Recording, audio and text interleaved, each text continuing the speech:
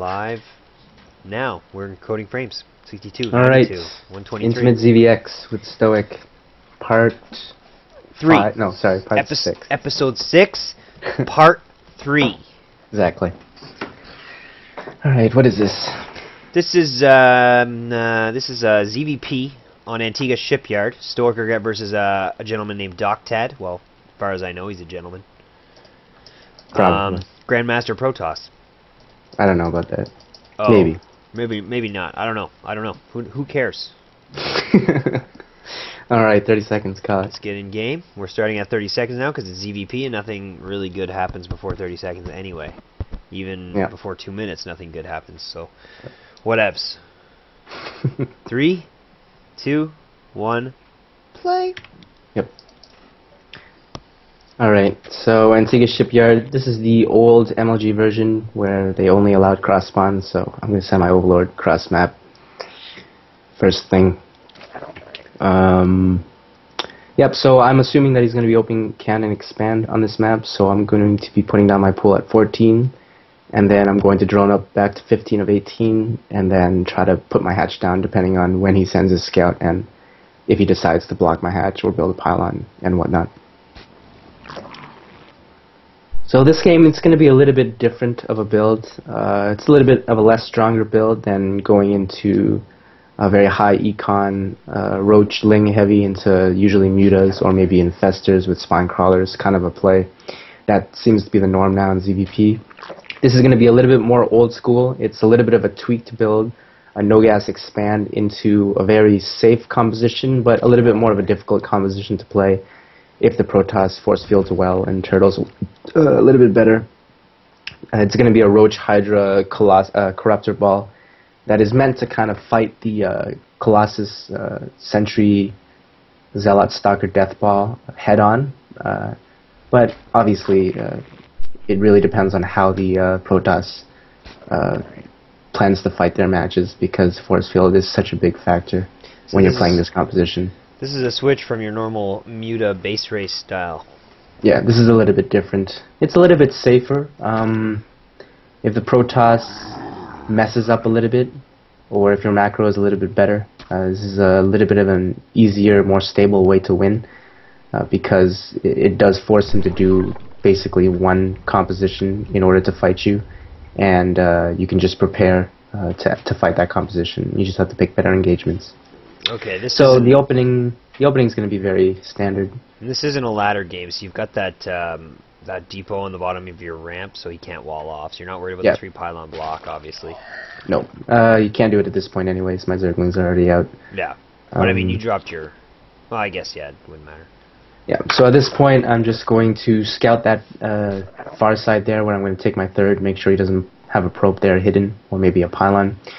I'm going to send one Zergling down to the bottom of the map. Usually they like to hide probes in those locations. And then these 2 Zerglings are going to go through the middle and hopefully catch his probe, and there it is. I found it. So that's going to force him to retreat back into his base, because I eventually will kill it. And at this point I'm just going to be taking my third with no gas expansion. And I'm just going to have to make sure that he does not have any weird placing pylons around my third at this point. So I'm going to place my Overlord on the left side of the map, which will allow me to cover the area to the left where he could possibly build a pylon in that little hidden area with the smoke. It's very hard to spot, so if you sit an Overlord up top there, then you'll be able to see it right away if he sneaks a probe past you. And at this point I'm just going to be joining up as much as I can. My 2 Zerglings at the front there are going to catch probes whenever they can, like one right here. So always make sure that you only put 1 Zergling on each probe, because you only want to make as little Zerglings as possible. So you kind of want to put as little Zerglings on probes as possible, so I can always have 1 in front of his base in case he decides to try to juke me and send another one out. So one thing to note on this map is I like to build my first creep tumor, as you saw there, at my second base, because I think it's more important to connect the second base with the third base, just because the ramp location on this map is so close to my first 2 bases that even if there was no creep connecting the 2, my queens would not take long at all to walk through them. So I don't think it's important at all. Whereas from my second base to my third base, that distance really is not only far, but really tricky. There's 2 ramps to go down and up on. So it's really important that I have some type of creep spread there. So I'm going to take my 2 gases a lot earlier than I normally do. I usually am really greedy and I take it at like 50.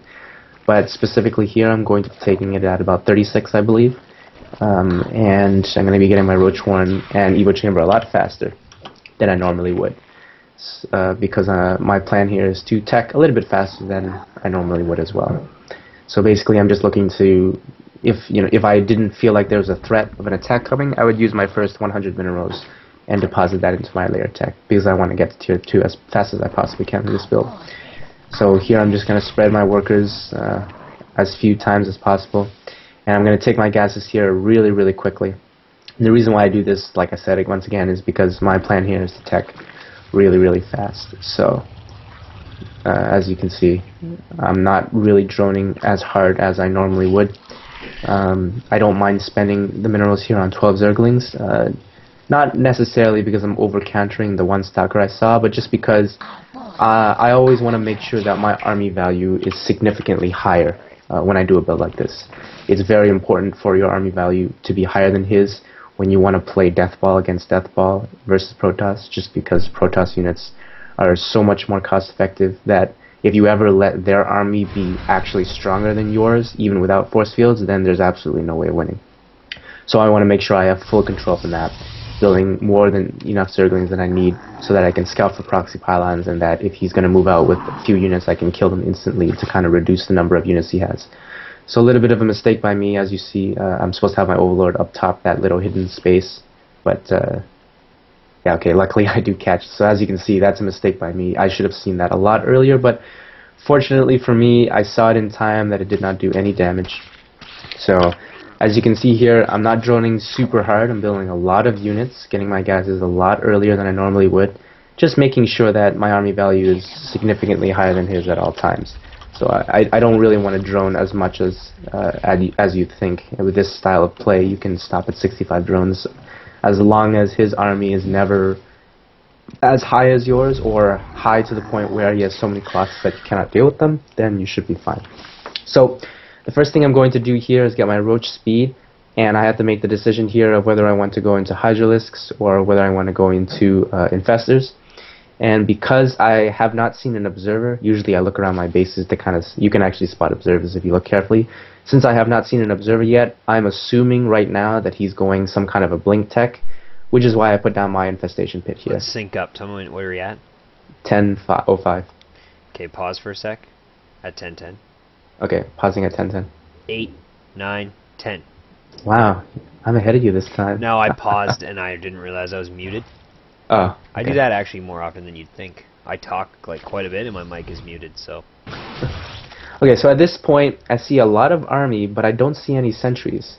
So me having this observer, me having this overseer that I made is actually really helpful, because I'm able to see if he has any odd placing DTs coming through.